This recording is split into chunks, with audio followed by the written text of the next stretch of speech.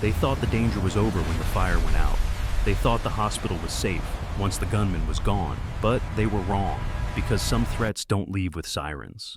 They wait, they whisper, and they come back for the broken and the forgotten.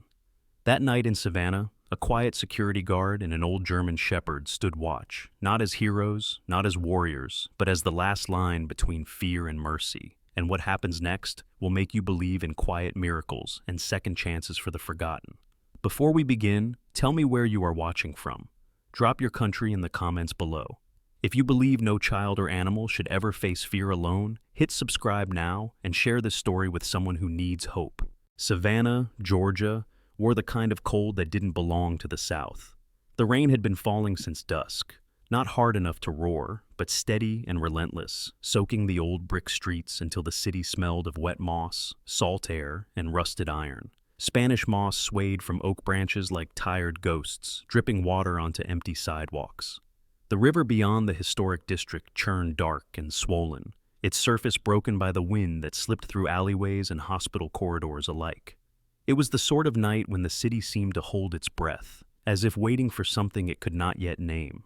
The St. Augustine Veterans Medical Center rose near the edge of downtown, a low, wide structure of concrete and glass that had seen decades of storms and survived them all. Its windows glowed pale against the rain, a beacon for men and women whose bodies had returned from war long before their minds had.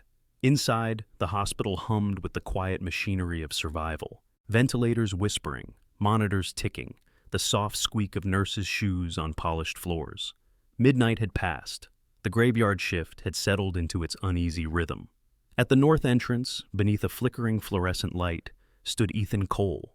He was 38 years old, just under 6 feet tall, lean rather than muscular, with the posture of a man who had once been powerful and had learned how to fold that power inward. His dark hair was kept short, streaked with premature gray at the temples, and his beard, neatly trimmed but never fully shaved, outlined a jaw that looked carved rather than grown.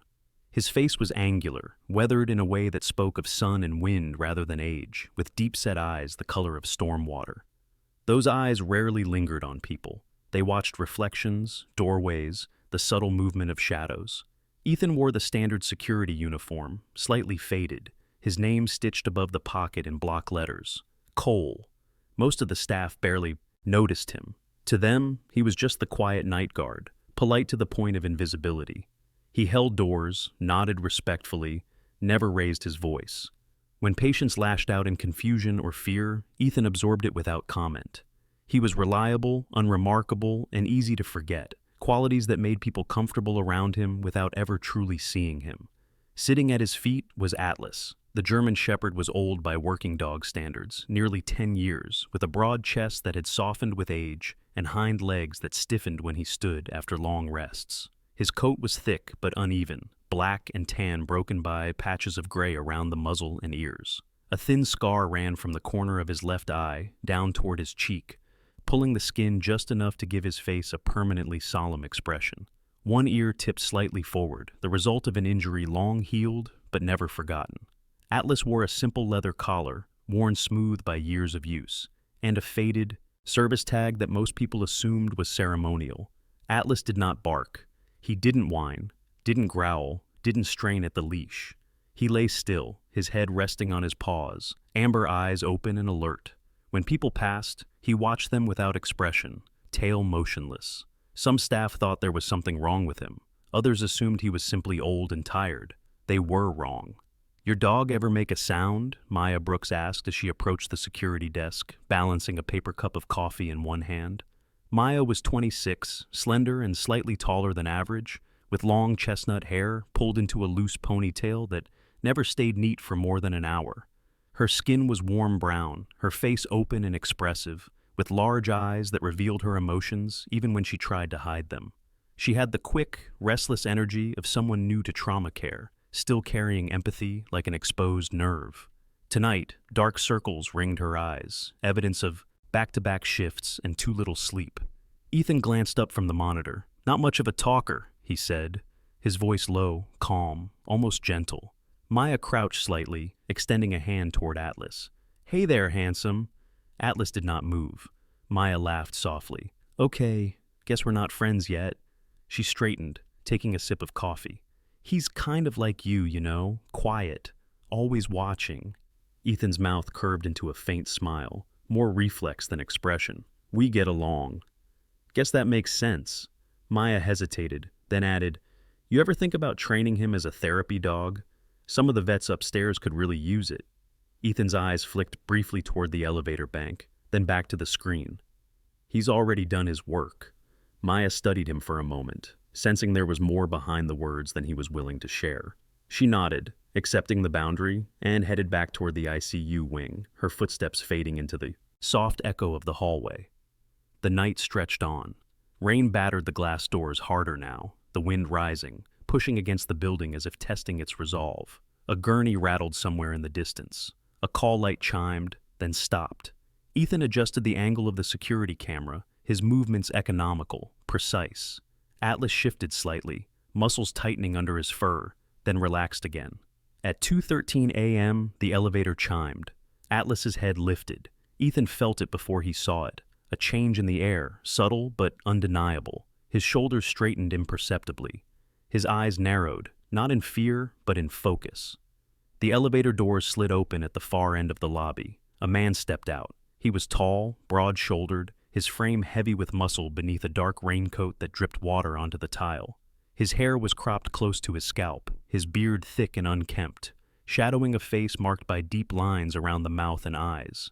Those eyes were sharp, restless, scanning, the space with a predator's patience. A duffel bag hung from his shoulder, soaked through, its weight pulling the strap deep into his coat. His boots left muddy prints as he walked. Ethan's gaze dropped, just for a fraction of a second, to the man's hands. Atlas rose to his feet without a sound. The man did not look at them as he passed the security desk. He moved with purpose, unhurried, as if he knew exactly where he was going. The smell of wet metal and cold air followed him, mingling with antiseptic and coffee. The elevator doors closed behind him with a dull thud. Ethan exhaled slowly through his nose. He watched the man disappear down the corridor toward the ICU wing, his footsteps fading into the hum of the hospital. On the monitor, the camera feed caught a glimpse of the duffel bag swinging open just enough to reveal dark shapes inside. Too angular, too deliberate to be anything benign. Atlas's ears were fully upright now. Ethan placed a hand lightly on the dog's head, his fingers brushing the scarred fur with familiarity. "Easy," he murmured, not as a command, but as a reminder. Atlas did not sit. Outside, thunder rolled low and distant, the river answering with a deeper, unseen current. The storm pressed closer, wrapping the city in its cold grip. Somewhere above them, a call light flickered on again. Ethan's reflection stared back at him from the darkened glass of the security booth, quiet, contained, unassuming. The kind of man people trusted without question. The kind of man no one imagined carrying the weight of the tide. Atlas took one silent step forward. The night watch had begun. The storm over Savannah did not ease. By 2:30 in the morning, the rain had sharpened, driven sideways by gusts that rattled the hospital's glass facade like loose teeth. Inside St. Augustine Veterans Medical Center, the air felt tighter, heavier, as if the building itself sensed the shift and braced for impact. The elevator that had delivered the stranger moments earlier was already climbing again, its cables humming faintly through the concrete walls as it carried him toward the upper floors. Ethan Cole remained at the security desk, outwardly unchanged. His shoulders were relaxed, his posture neutral, his hands resting lightly on the counter. To anyone passing by, he looked exactly as he had an hour ago, another quiet guard riding out another uneventful night. Only Atlas betrayed the truth. The German shepherd stood at full height now, weight distributed evenly across all four paws, head angled slightly toward the ceiling as if listening to sounds too distant or subtle for human ears. The muscles along his back were rigid, every scar on his body pulled taut beneath his fur. Ethan followed the dog's gaze to the security monitors. Camera feeds flickered between hallways, patient rooms, and stairwells. The man with the duffel bag appeared again on screen, his reflection distorted by the polished floor as he stepped off the elevator on the 4th level. ICU, Veterans Wing. Ethan's jaw tightened just enough to ache. He knew that walk. Not the gate itself, but the intent behind it. Purpose without haste, violence waiting patiently for permission.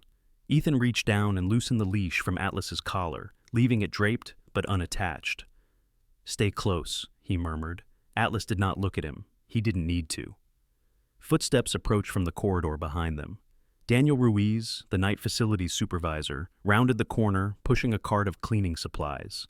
Daniel was in his late 40s, short and broad through the shoulders, with salt and pepper hair and a mustache that drooped at the edges of his mouth. Years ago, a scaffolding collapse had crushed 2 vertebrae in his lower back, leaving him with a permanent stiffness and a slow, deliberate way of moving. He greeted everyone with the same weary politeness, the manner of a man who had learned patience the hard way. "Hell of a night," Daniel said, nodding in toward the windows. "Feels like the river's gonna crawl right up the street." Ethan nodded. "You heading upstairs?" "Gotta check a leak near radiology," Daniel replied. "Old pipes. Always pick the worst nights." Ethan hesitated, then said, "Might want to wait a few minutes." Daniel frowned. "Why's that?" Ethan met his eyes, weighing how much to say. "Just a feeling." Daniel studied Ethan's face. There was something there he hadn't noticed before, an alertness, sharpened and controlled, like a blade kept just out of sight. Daniel sighed. "All right, 5 minutes won't kill me." "Thanks." Daniel pushed his cart aside and leaned against the wall, rubbing his back. Atlas glanced at him once, then returned his attention to the monitor. On the 4th floor, the man stopped outside the ICU doors. Ethan watched as the stranger adjusted the strap of his duffel bag and rolled his shoulders, loosening muscles that had been coiled too long. Up close, the cameras revealed more detail. The man's beard was uneven, as if he'd shaved in poor light or stopped halfway through. A pale scar split one eyebrow, pulling it slightly higher than the other, and giving his expression a constant edge of disbelief or contempt. His eyes flicked to the corners of the hallway, measuring angles, exits, blind spots. When he reached into his coat, it wasn't for a phone. Ethan's breath slowed. The memories came anyway, not as images at first, but as sensations. The taste of metal in the air, the hum of distant machinery, the way silence could stretch until it became unbearable. Ethan had learned long ago that memories didn't ask permission. They waited until the mind was tired, until defenses softened, then slipped through. Atlas shifted, pressing his shoulder lightly against Ethan's leg. The contact anchored him. 7 years earlier, Ethan Cole had not stood in a hospital lobby. He had stood knee-deep in brackish water on the edge of a canal outside Basra, his rifle steady, his heartbeat calm. Atlas, then younger, faster, reckless with strength, had moved ahead of the team, nose low, body cutting through the reeds with purpose. Ethan had trusted that dog with his life. More than once, Atlas had earned it. When the blast came, it hadn't been loud, just a pressure wave that knocked the world sideways. Ethan remembered flying, remembered hitting the ground hard enough to drive the air from his lungs. He remembered Atlas's yelp, a sound so sharp and wrong, it burned itself into his bones. He remembered crawling, dragging himself forward, with hands that shook, toward the shape lying too still in the mud. Atlas had survived, barely. The veterinarians had called it a miracle. Ethan had called it a debt. On the monitor, the man pushed through the ICU doors. "Ethan," Daniel said quietly, "that guy's not supposed to be up there, is he?" "No," Ethan replied.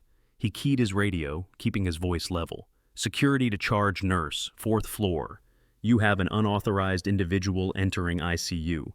Please initiate lockdown procedures."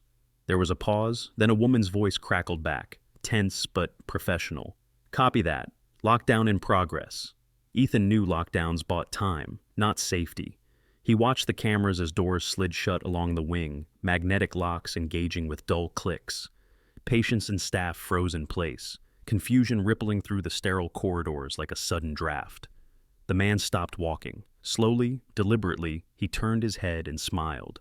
Ethan's stomach dropped. The man swung the duffel bag off his shoulder and unzipped it. The camera angle shifted, but not before Ethan saw the unmistakable outline of a firearm, not a handgun, something longer. He watched the man's mouth move, though the camera carried no sound. Orders, maybe, or prayers, or neither. Atlas let out a sound. It was not a bark. It was a low, vibrating rumble that rose from deep in his chest, resonating through bone and muscle.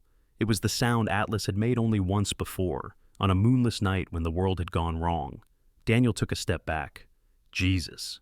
Ethan unclipped his radio and set it gently on the counter. He shrugged out of his jacket, revealing a lean frame marked by old scars, thin white lines crossing his forearms, a puckered wound near his ribs. Not dramatic, not heroic, just evidence of survival. He checked the hallway behind them, clear. Then he knelt, bringing his face level with Atlas's.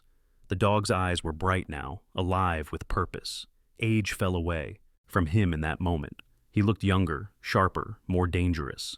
"Listen to me," Ethan said quietly. "We don't rush. We don't panic. We move when it matters." Atlas's tail flicked once. Daniel swallowed hard. "Ethan, what the hell is going on?" Ethan stood, meeting Daniel's gaze. "There's a man upstairs who didn't come here to get help." Daniel's face paled. "You calling the cops?" "They're already on their way," Ethan said, though he hadn't called them yet. "But this won't wait for sirens." He reached into the security desk drawer and pulled out a small metal box.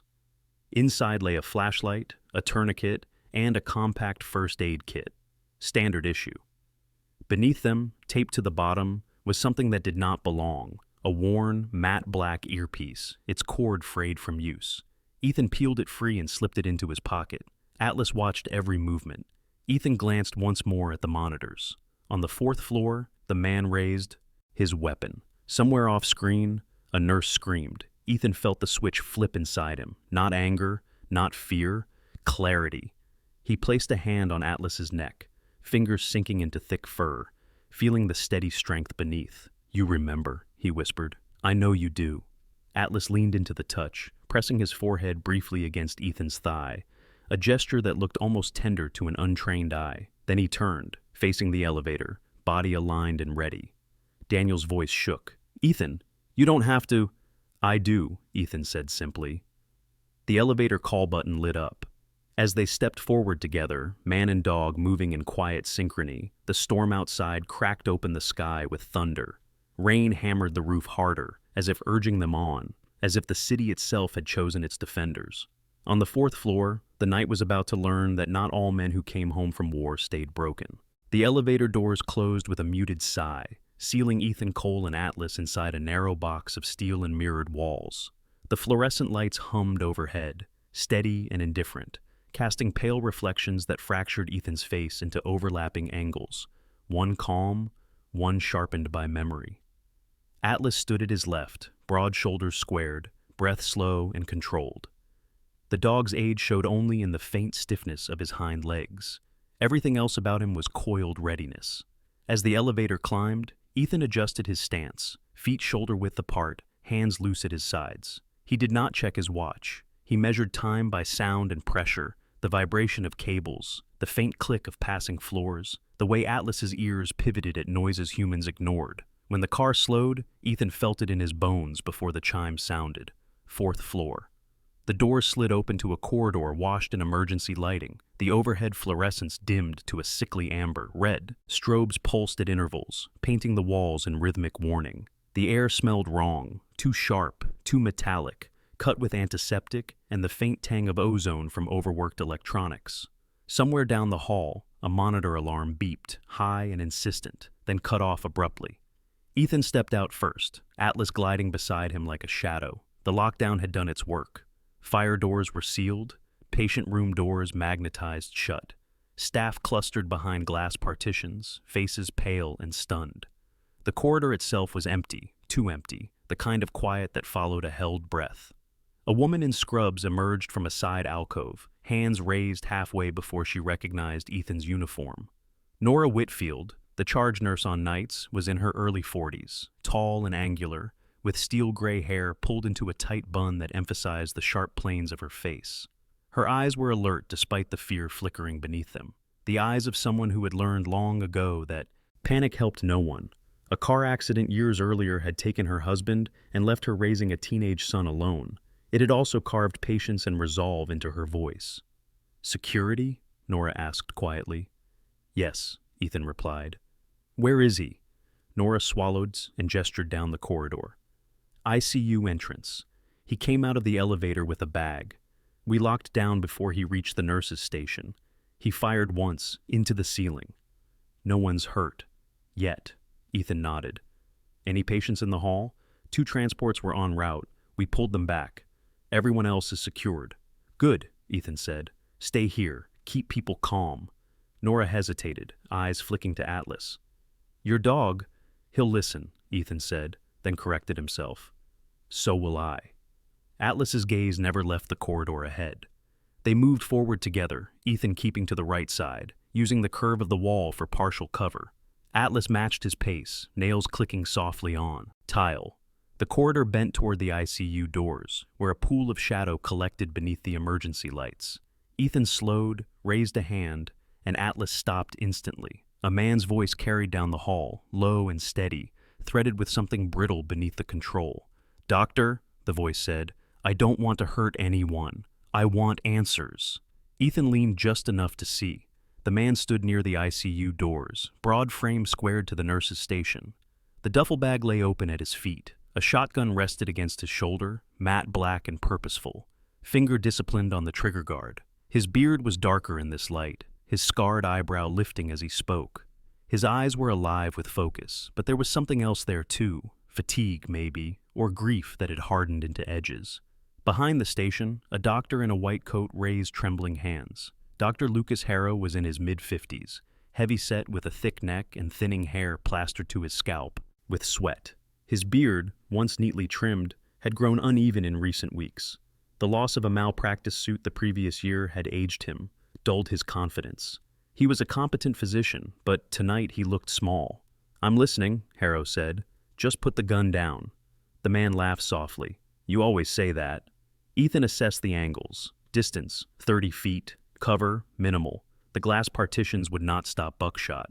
Atlas's weight shifted, a subtle transfer of muscle that told Ethan the dog had already mapped the space. Ethan touched Atlas's collar, a pressure cue rather than a command. Atlas eased back half a step, body low. Listen to me, the man continued. 3 years ago, my brother came here after a deployment. Head injury. You said he'd be fine. He died 2 days later. Harrow's mouth opened, closed. I don't remember. That's the problem, the man snapped. He lifted the shotgun slightly, not aiming at Harrow, but enough to remind everyone it existed. You don't remember. Ethan took a breath and stepped into the open. Hey, he said, voice calm, carrying just enough to be heard without sounding confrontational. You don't want to do this. The man's eyes flicked to Ethan, surprised, then narrowed. Who are you? Security, Ethan said truthfully. He stopped 10 feet short, hands visible. Atlas stayed at his side, head low, eyes locked on the weapon. The man snorted. Get back. Ethan didn't move. Your brother's name? The question landed harder than a threat. The man hesitated. What? Your brother, Ethan said. What was his name? For a moment, the corridor seemed to hold its breath. The man's jaw worked. Caleb, he said finally. Caleb Rourke. Ethan nodded once. I'm sorry about Caleb. Don't, Rourke spat. Don't you dare. I'm not here to excuse anything, Ethan said. I'm here to stop this from getting worse. Rourke's laugh was hollow. Worse than dead? Atlas's ears twitched. Ethan felt the change, a tightening, a subtle shift in Rourke's posture as emotion surged. This was the edge, the moment when grief tipped into action. Ethan took another step, slow, deliberate. You want answers, he said. I get that, but this... He gestured gently at the gun, the locked doors, the frightened faces behind glass. This won't give them to you. Rourke's eyes dropped, just for a fraction of a second, to Atlas. You think I'm afraid of your dog? No, Ethan said. I think you're afraid of yourself. Rourke's finger tightened. Atlas moved, not forward, sideways. A blur of controlled motion as the dog slipped low and fast, drawing Rourke's attention just enough. Ethan lunged at the same instant, closing the distance with a speed that startled even him. Rourke fired. The blast thundered through the corridor, deafening, shredding, sealing tile where Ethan had been a heartbeat earlier. Atlas collided with Rourke's legs, all weight and momentum, knocking him off balance. Ethan struck Rourke's forearm, redirecting the shotgun as it discharged again, the second blast tearing into a wall-mounted monitor. They went down hard. Rourke was strong, fueled by adrenaline and rage, but untrained for close quarters. Ethan pinned the shotgun, using his body weight, felt Atlas clamp onto Rourke's boot, pulling. Rourke screamed and swung wildly. Ethan absorbed the blow to his shoulder, teeth rattling, then drove his elbow into Rourke's jaw. The man sagged, stunned. Atlas, Ethan said sharply. The The dog released instantly, backing off, eyes never leaving Rourke. Ethan twisted the shotgun free and slid it across the floor toward the nurse's station. Rourke clawed for it, fingers scraping tile, but Ethan planted a knee between his shoulder blades and cuffed his wrists with a zip restraint pulled from his pocket. Rourke bucked once, then went still, chest heaving. It was over in seconds. Silence crashed down, broken only by the hiss of alarms and distant thunder. Nora Whitfield stepped forward first, voice steady despite the tremor in her hands. "ICU secure," she said into her radio. "Shooter contained. No fatalities." Staff emerged cautiously from behind glass. Dr. Harrow sagged against the counter, face ashen. Ethan rose, breathing hard, shoulder throbbing. He looked down at Rourke, who stared back with bloodshot eyes, hatred giving way to something like disbelief. "You didn't have to do this," Rourke whispered. Ethan shook his head. "Neither did you." Atlas sat at Ethan's side, chest heaving, eyes bright and unblinking. Outside, the storm continued to rage, rain hammering the city without mercy. Inside the ICU corridor door, the trial of the lockdown had ended. Not with justice, not with answers, but with restraint. For now, that would have to be enough. Ethan reached down and rested his hand on Atlas's head. The dog leaned into the touch, steady as a tide pulling back from the shore. The night was far from over. The corridor did not relax after the struggle. It tightened. Emergency lights continued to pulse, washing the ICU wing in alternating bands of red and shadow, and the air carried a faint electrical bite that had not been there before. Ethan Cole felt it as a pressure behind his eyes, the same sensation he had known when something unseen had already begun to move. Atlas sat at his side, breathing measured, ears rotating slowly, as if tuning to a frequency no machine could detect. Caleb Rourke lay cuffed on the floor, wrists bound behind his back, his breathing uneven. Blood trickled from a split lip, dark against the tile. He did not look defeated, so much as emptied, the fury that had driven him burning down to embers. When Nora Whitfield knelt to check him, her movements brisk and professional, he flinched but did not resist. Nora's bun had loosened slightly, wisps of gray hair clinging to her temples with sweat. She met Ethan's eyes and gave a short nod. Alive, stable, contained. "Police are 2 minutes out," she said quietly. "Fire alarm just tripped on the west wing." Ethan frowned. "Fire?" Nora nodded. "Smoke sensor near supply. Maintenance is checking." Atlas stood, not abruptly, not with alarm. He rose the way a tide rises, inevitable, deliberate, and turned his head toward the west corridor. His nostrils flared. Ethan followed his gaze and caught it too. Not smoke yet, but heat. A subtle change in the air, dry and sharp, cutting through antiseptic. Ethan keyed Nora's radio. "Lock the fire doors between ICU and West Wing, now." She didn't ask why. She turned and barked orders, her voice slicing cleanly through the chaos. Doors slammed, magnetic locks engaged. Somewhere down the hall, sprinklers hissed to life, a sound both comforting and terrifying in its implication. A man in a dark blue uniform appeared from the stairwell, moving with a limp that suggested old damage rather than recent injury.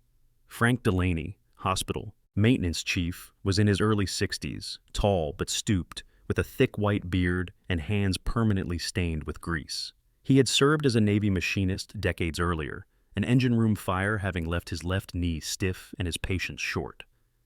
He took in the scene with a single glance, cuffed man, broken ceiling tiles, shotgun marks, and swore softly. "That alarm's real," Frank said. "Something's burning below the supply room. Electrical maybe, or worse." Ethan's jaw tightened. "Below?" Frank nodded.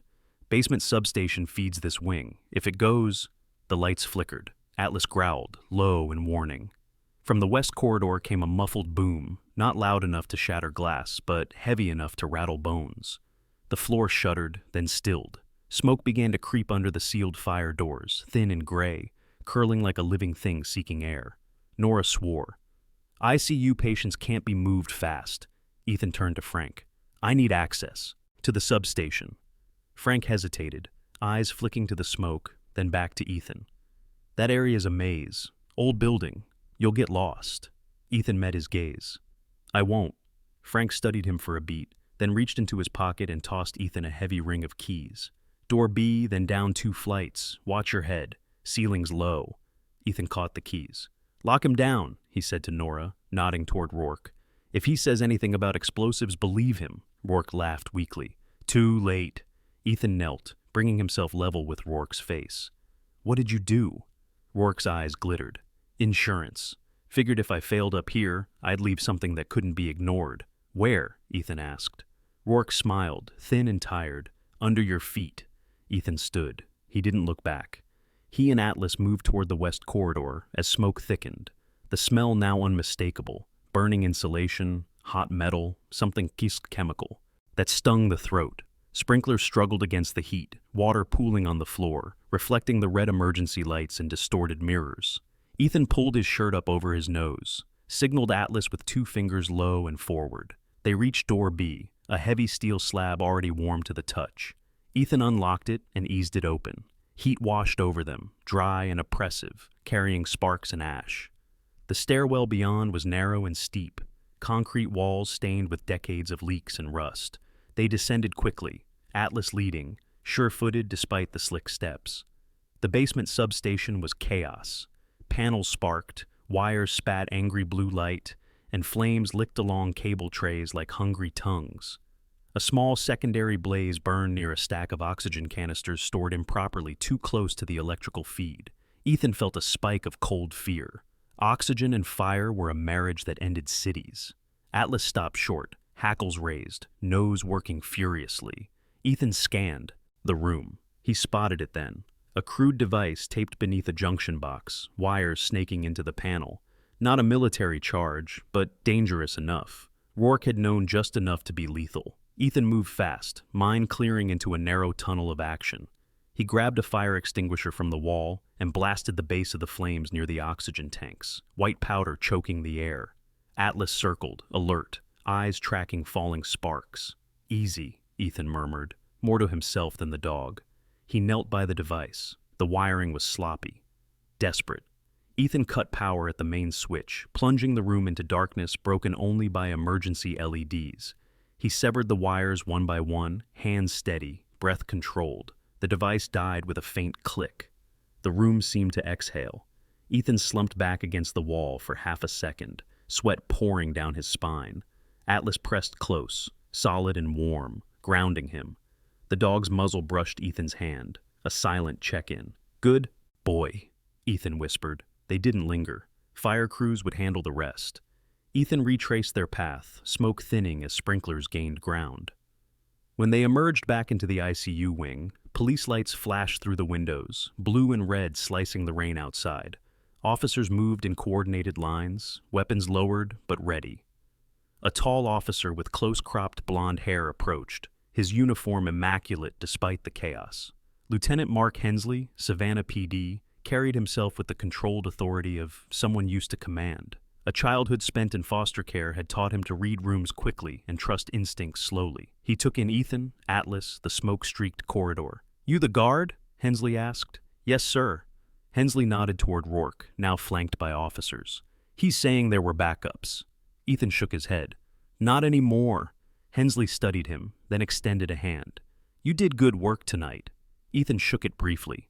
"It's not over. Check the West Wing patients for smoke exposure, and move the oxygen tanks." Hensley blinked, then nodded sharply. "Copy that." As the police secured the scene and firefighters poured into the basement, the hospital began to breathe again.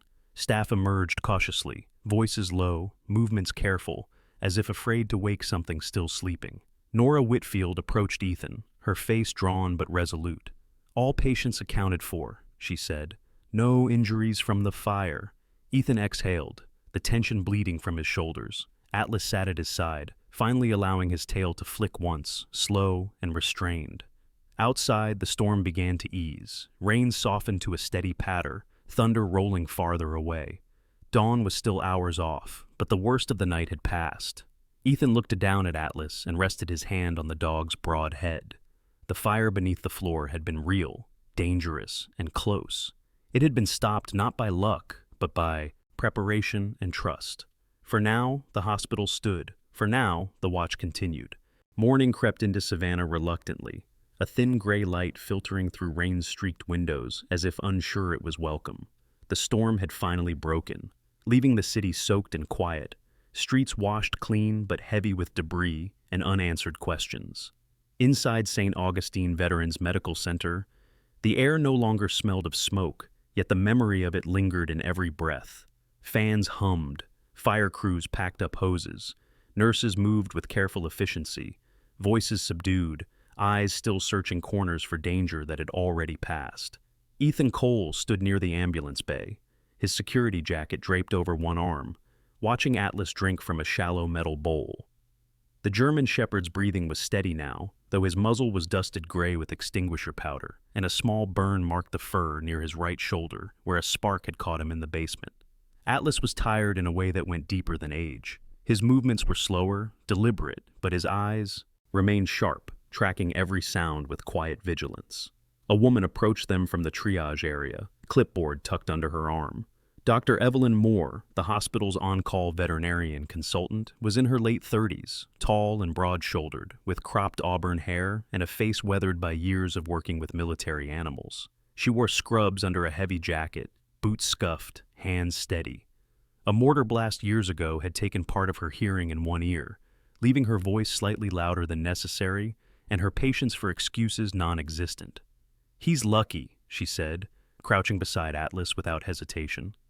"Minor burns, smoke exposure, but nothing permanent. He'll need rest." Ethan nodded. "He'll get it." Dr. Moore glanced up at him, eyes assessing. "You too." Ethan almost smiled. Almost. Behind them, Lieutenant Mark Hensley spoke quietly with a pair of detectives, their notebooks already thick with scribbled timelines. Caleb Rourke had been transported under guard, his fury replaced by a hollow compliance that unsettled everyone who encountered him. The hospital was safe, but the night had left fractures that could not be stitched closed so easily. Nora Whitfield joined Ethan near the bay doors. Her posture was rigid with exhaustion, but her gaze was steady. "Administration wants statements," she said. "From you, from everyone." Ethan exhaled slowly. "Figures. They're also asking questions," Nora added. "About you. About why a night guard handled things like a tactical unit." Ethan's jaw tightened. "I did what needed doing." Nora studied him for a moment. "You always do." Before Ethan could respond, a man stepped forward from the cluster of officers. He was older, late 60s, tall and thin with silver hair combed back neatly. His suit was immaculate despite the chaos, his expression calm but probing. Samuel Whitaker, a representative from the Department of Veterans Affairs, carried himself with the quiet authority of bureaucracy honed over decades. He had never seen combat, but he had built a career managing those who had. "Mr. Cole," Whitaker said, extending a hand, "I'm told you played a critical role tonight." Ethan shook his hand briefly. "I was on duty." Whitaker smiled thinly. "You were much more than that." Ethan said nothing. Whitaker continued. "Your employment file is sparse, yet Lieutenant Hensley's report suggests experience beyond private security." Atlas shifted, pressing closer to Ethan's leg. Whitaker noticed. "He's a fine animal." "He's a partner," Ethan replied. Whitaker inclined his head. "The VA values partners like that, and people like you. We'll be in touch." As Whitaker walked away, Ethan felt the familiar tightening in his chest. Attention had a cost. It always did. Hours later, when the hospital had returned to its muted rhythm and the last of the emergency vehicles pulled away, Ethan sat alone in a small break room, Atlas curled at his feet. The fluorescent lights buzzed softly. The adrenaline that had carried him through the night had drained, leaving behind an ache that settled into his bones. He rolled his shoulder experimentally. Pain flared, sharp and insistent, a reminder that even controlled violence left marks. His phone vibrated. The name on the screen made him pause. Jonah Price. Jonah's voice, when Ethan answered, was gravelly and familiar. "Heard Savannah got noisy last night." Jonah had been Ethan's platoon chief years ago, a man built like a tree trunk with a beard that hid more scars than it revealed. A roadside explosion had taken Jonah's right eye and ended his career, but not his watchfulness. He kept track of his people long after the Navy had stopped paying him to. "I handled it," Ethan said. Jonah chuckled softly. "You always do, but handling things doesn't mean they don't handle you back." Ethan glanced down at Atlas. "We're fine." "Good," Jonah said, "because the world has a habit of dragging old soldiers back into new fires. Be smart." The line went dead. Ethan leaned back, staring at the ceiling. He thought of Rourke's eyes when the cuffs clicked closed. Not rage, not relief, but emptiness. He thought of the device under the floor, the cheap wires and desperate hands that had assembled it. He thought of how easily the night could have ended differently. A soft knock sounded at the door. Dr. Lucas Harrow stepped in hesitantly, shoulders hunched, his confidence still shaken. His beard had been trimmed hastily, as if reclaiming some control. "Ethan," he said. "I wanted to say thank you." Ethan nodded. "You're welcome." Harrow hesitated. Rourke said things about his brother, about mistakes. Ethan studied him. "Medicine isn't war," he said, "but loss feels the same to everyone." Harrow swallowed. "I don't know how you stayed calm." Ethan looked down at Atlas. "Practice." When Harrow left, Ethan sat quietly, the weight of the night pressing in now that there was room for it. Atlas lifted his head and rested it on Ethan's knee, eyes half closed. The contact was grounding, a silent reminder that not everything had been taken by fire and fear. Outside, the sun finally broke through the clouds, pale and tentative. Savannah breathed again. Ethan rose slowly, joints protesting, and clipped Atlas's leash back into place. There would be reports to file, questions to answer, consequences to navigate. The flames were out, but their heat lingered. As they walked down the corridor together, Ethan understood something he had tried not to name for years. Surviving the night was only part of the battle. Living with what it revealed, that was the longer watch. For now, he and Atlas kept moving. By the time afternoon settled over Savannah, the city had slipped into an uneasy calm. The rain clouds thinned into pale streaks, sunlight catching on puddles left behind like shards of broken glass. Tourists returned cautiously to the sidewalks along River Street, unaware of how close the night had come to tearing a hole in the city's quiet routine. At St. Augustine Veterans Medical Center, the emergency tape was gone, the scorch marks scrubbed away, but the building felt changed, as if it remembered what the people inside were trying to forget. Ethan Cole left the hospital just after noon. He moved more slowly than usual, fatigue weighing on him in layers, but his posture remained upright, controlled. Atlas walked at his side, leash slack, the German shepherd's gait measured and dignified. In the daylight, Atlas's age showed more clearly, gray blooming around his eyes, a stiffness in his hips that made each step deliberate. Still, there was strength in the way he held his head, a quiet authority that drew glances from passers-by who sensed, without understanding, that this dog was not ordinary.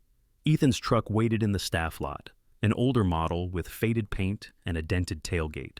He unlocked it, helped Atlas climb into the back seat, where a thick blanket had been laid out, then slid into the driver's seat himself. For a moment, he simply sat there, hands resting on the wheel, breathing. The hospital loomed behind him, its windows reflecting the afternoon light, innocent again. His phone buzzed. This time, it wasn't a familiar name. "Mr. Cole," a woman's voice said when he answered. Calm, professional. "This is Special Agent Rebecca Lane with the FBI. We'd like to ask you a few questions regarding last night's incident." Ethan closed his eyes briefly. "I already gave a statement." "Yes," Lane replied, "but new information has come up. Nothing urgent." "We'd just like to talk." "Where?" "Your home, if that's acceptable." Ethan glanced at the hospital, then at Atlas in the rearview mirror. "That's fine." The agent arrived an hour later, pulling up behind Ethan's small rental house on the edge of town. Rebecca Lane stepped out of an unmarked sedan, tall and straight-backed, with dark hair pulled into a low ponytail. She wore a simple blazer over jeans, practical shoes, and no visible jewelry. Her face was sharp and composed, but her eyes were observant rather than judgmental. Years earlier, a failed hostage negotiation early in her career had taught her the cost of assuming too much, and she carried that lesson into every conversation. Inside, Ethan's house was sparse but orderly. Clean lines, neutral colors, no photographs on the walls. The furniture bore the marks of use rather than decoration. Atlas lay down near Ethan's chair, watching Lane without hostility. Lane took in the space quickly. "You live alone?" "Yes." "No family nearby?" "No." She nodded, accepting the answer without pushing. "I'll get straight to it." Caleb Rourke wasn't acting alone. Ethan felt something settle into place inside him. "I figured." "His device in the basement wasn't sophisticated," Lane continued, "but it wasn't random either. He had help sourcing materials, and we've identified communication between Rourke and at least one other individual, someone who encouraged him." Online? Ethan asked. Partly, but also in person. Lane paused, studying him. You. Ethan didn't react outwardly. I've never met him. I believe you, Lane said. But you fit a profile, former military, security, access. Rourke believed someone like you would understand his anger. Ethan glanced down at Atlas. The dog's ears twitched, but he remained still. Anger doesn't need understanding, Ethan said quietly. It just needs fuel. Lane nodded. Exactly. And fuel tends to linger. She stood after a few more. Questions. Satisfied for now? If you remember anything else, call me. And Mr. Cole, be careful. After she left, the house felt smaller. The silence pressed in, heavier than it had been before. Ethan let it sit, refusing the urge to fill it with noise. Atlas rose and patted over, resting his chin on Ethan's knee. The contact grounded him. That evening, Ethan drove out to the edge of town where the land opened into marsh and pasture. A small training facility sat there, fenced and quiet, home to a handful of retired service animals. A bay horse grazed near the fence, muscles rolling beneath a chestnut coat as it lifted its head to watch them approach. The horse, Mercy, was older, with a white blaze down her nose and eyes that carried a calm, almost knowing patience. She had once been used in mounted patrol training before an injury ended her service. Ethan leaned against the fence, Atlas bewusst him. You remember this place? He murmured. Atlas sniffed the air, tail swaying, once. Ethan came here when the world felt too close, when questions crowded his thoughts. Tonight, those questions followed him anyway. Someone else had pushed Rourke. Someone had wanted chaos, had wanted fire. The sun dipped low, painting the marsh in gold and shadow.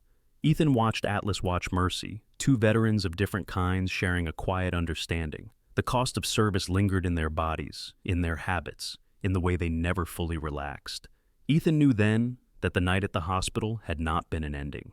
It had been an invitation, one he had not asked for, but one he could not ignore. The watch was changing shape, stretching beyond the walls he had chosen to guard. He rested a hand on Atlas's back. We're not done, he said softly. Atlas did not need reassurance. He already knew. As darkness crept back across Savannah, Ethan understood that answers would come, whether he wanted them or not.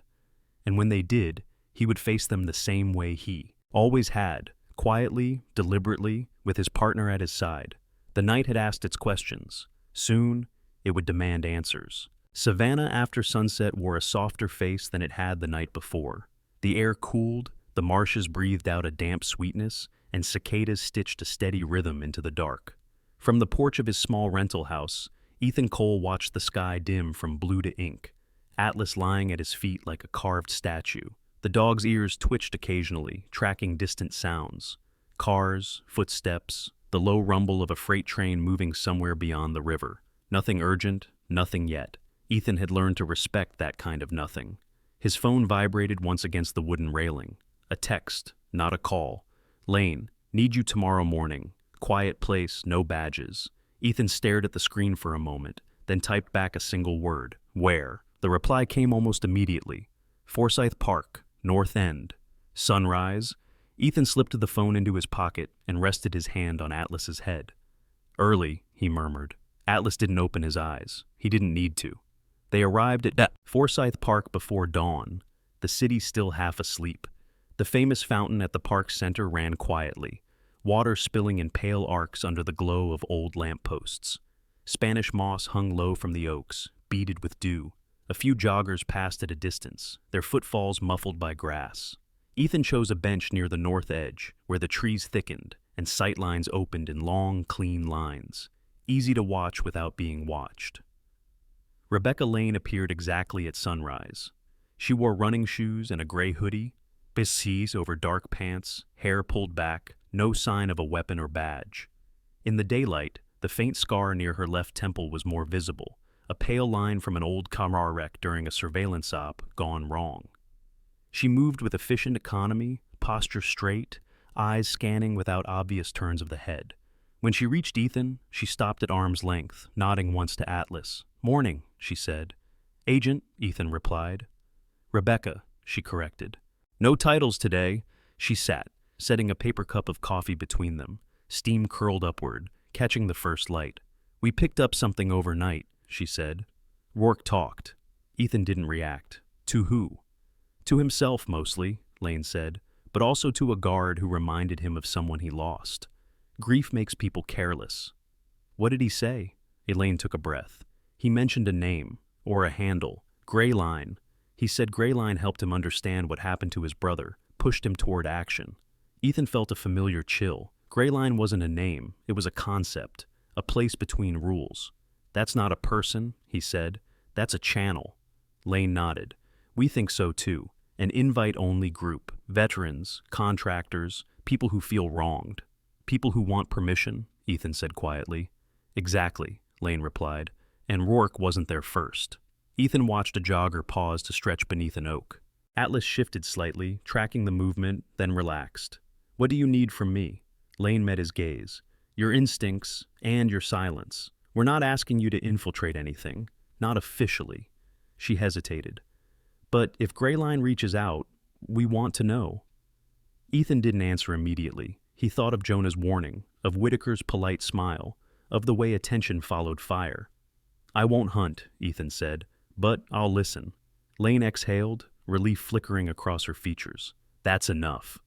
They parted without ceremony, no handshake, no promises beyond what had already been said. The message came 3 days later. It arrived on an old email account Ethan rarely checked, one he'd kept from his contracting days out of stubborn habit. The subject line was blank. The body held a single sentence. You handled yourself well. Some of us noticed. There was no signature. Ethan closed the laptop and leaned back, staring at the ceiling. Atlas lifted his head, sensing the shift in Ethan's breathing. It's starting, Ethan said softly. That night, Ethan drove back out toward the marshland facility. The sky was low and heavy, stars muted by thin cloud. As he parked near the fence, he noticed another truck already there, newer, black, engine ticking softly as it cooled. A man stood by the gate, leaning casually, hands in his pockets. He was tall and spare, late 40s, with a narrow face and sharp cheekbones that gave him a hawk-like profile. His beard was trimmed close, gray threading through dark hair, and his eyes were pale, assessing, missing nothing. He wore work boots and a jacket that had seen real use, not fashion distress. Thomas Hale introduced himself when Ethan approached, his voice calm and even. Word travels, Hale said. About you, about the dog. Ethan stopped a few feet away. Atlas stood, body aligned with Ethan's leg, posture alert but restrained. What word? Ethan asked. Hale smiled faintly. That some people still remember how to protect their own. Hale had been a Marine reconnaissance officer once. A roadside ambush having taken most of his platoon and left him with a limp, he disguised well. He spoke to people the way he'd learned to speak to insurgents, with courtesy edged by caution. I don't belong to anyone, Ethan said. Hale nodded, as if he'd expected that. That's why I came myself. He gestured toward the pasture, where Mercy the horse grazed, lifting her head briefly before returning to her feed. Nice place. Quiet. It is, Ethan agreed. Hale's gaze flicked to Atlas. He's older than he looks. So am I. They stood in silence for a moment, the marsh alive with insects and distant water. Hale broke it first. Grayline isn't an army, he said. It's a mirror. Shows people what they already are. I'm not interested, Ethan replied. I didn't say you were, Hale said. I said I wanted to see if you'd listen. He took a step back. If they push, they'll push through people like Rourke, broken ones. You stop that. Ethan held his gaze. You recruiting me, Thomas? Hale shook his head. No, I'm warning you. He turned, then paused. Some hunters don't chase. They wait. With that, Hale left, the gate clicking shut behind him. Ethan stayed where he was, the weight of the encounter settling slowly. Atlas exhaled, a low huff, and leaned against Ethan's leg. Mercy stamped once, then went still. On the drive home, Ethan understood the shape of what was coming. Grayline would not storm his door. It would circle, whisper, test, and the danger would not come from bullets or bombs, but from the promise of belonging to those who had forgotten how to live without war. At home, Ethan sat on the floor with Atlas, rubbing the scarred shoulder gently. We stay quiet, he said. That's how we win. Atlas rested his head against Ethan's chest, heartbeat steady, unafraid. Outside, Savannah slept, unaware of the hunter who had chosen not to hunt, and of the ones who might try to wake him. The morning that followed arrived without spectacle. No sirens, no headlines. Savannah woke the way it always did, sunlight spilling over brick and moss, the river sliding past its banks with patient indifference. The city had no idea how close it had come to something worse, and that was exactly how Ethan Cole preferred it. He stood on the porch with a mug of coffee cooling in his hands, Atlas stretched at his feet, the German shepherd's chest rising and falling in a deep, untroubled rhythm. The dog's burn had healed into a darker patch of fur, and the stiffness in his hips eased with each careful step. Age had not loosened Atlas's authority, it had refined it. He no longer needed to rush to prove anything.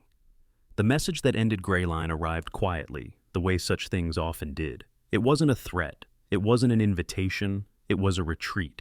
Rebecca Lane's name appeared on Ethan's phone just after breakfast. When he answered, her voice held a note he hadn't heard before. Relief, restrained but unmistakable. "We dismantled the channel," she said. "Not just Greyline, the feeders behind it. Financial pressure, quiet arrests, no press." Ethan closed his eyes, letting the words settle. "Any backlash?" "Some noise online," Lane replied, "but nothing organized. Without a center, it collapsed in on itself. You were right. It was a mirror." Ethan glanced down at Atlas, who lifted his head as if he understood the weight of the moment. People eventually get tired of staring at themselves.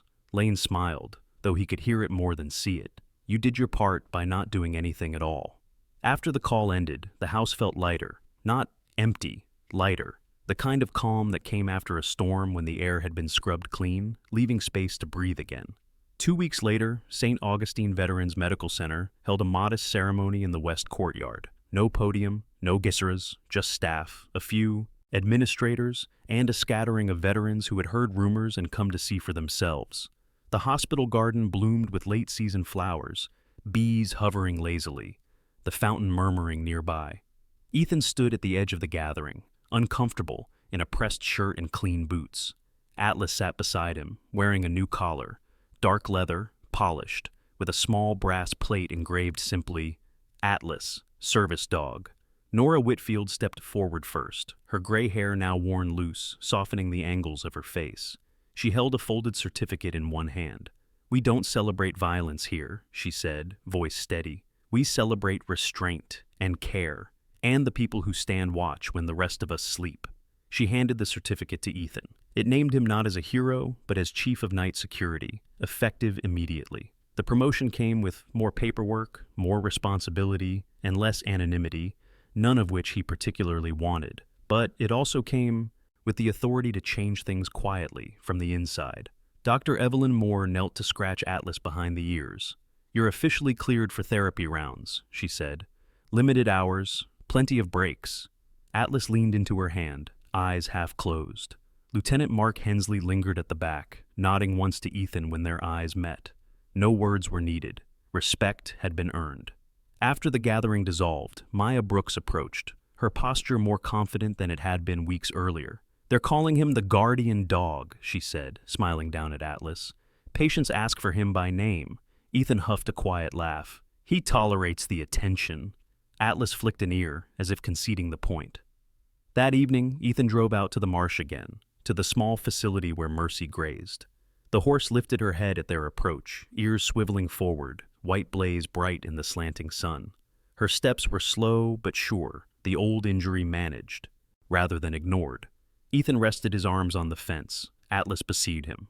The marsh hummed with life, bugs and insects stitching sound into the warm air. "We did okay," Ethan said.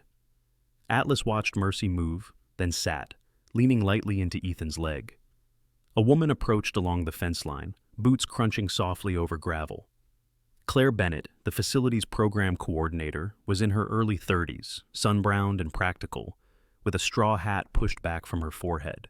She worked with veterans who struggled to find footing after service, pairing them with animals that understood loss without judgment. "We're starting a pilot program," Claire said. "Security therapy. Night hours. I thought of you." Ethan raised an eyebrow. "Me?" "And him," she added, nodding at Atlas. "You already do the work. We'd just give it a name." Ethan considered the marsh, the horse, the dog at his side. "Part-time," he said. "On our terms." Claire smiled. "That's how the best things start." Weeks turned into months, quietly. Atlas began his rounds twice a week, padding through corridors with a measured grace that calmed hands and slowed breaths. Veterans reached for his fur and found memories easing, if only for a moment. Ethan watched from a distance, ready but not hovering, learning how to let good things exist without guarding them too tightly. One afternoon, as dusk settled over Savannah, Ethan and Atlas walked to the hospital grounds. The air was cool, the sky streaked with violet and gold. A patient, a young man missing a leg, eyes hollow with fresh grief, paused as Atlas approached. The dog sat, unblinking, patient. The man reached out hesitantly, then pressed his forehead to Atlas's, shoulders shaking. Ethan didn't interrupt. Later, on the porch at home, Ethan sat with Atlas between his knees, brushing the dog's coat slowly, deliberately.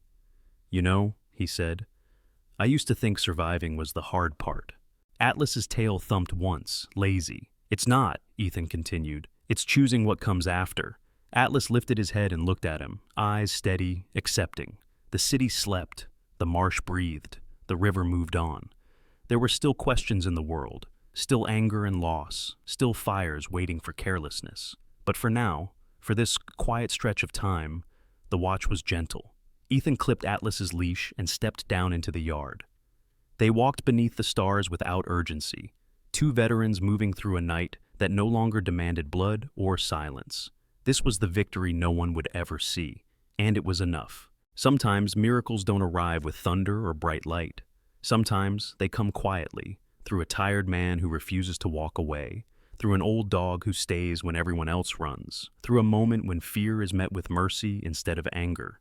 Maybe that is how God works most often, not by stopping the storm, but by placing someone steady inside it. In our everyday lives, we may never face fires or gunmen or nights like this, but we all face fear, loneliness, moments when we feel unseen, unheard, or forgotten. And maybe, just maybe, God is already answering those prayers by placing you in someone else's path, or placing someone in yours. If this story reminded you that goodness still exists in quiet places, please share it with someone who needs hope today. Leave a comment and tell us what this story meant to you or where you're watching from. And if you believe that no child, no animal, and no soul should ever face fear alone, subscribe to this channel so we can keep sharing stories that heal, not harden the heart. May God watch over you and your loved ones. May He grant you peace when the nights feel long, strength when the world feels heavy, and the courage to be someone else's quiet miracle. Amen.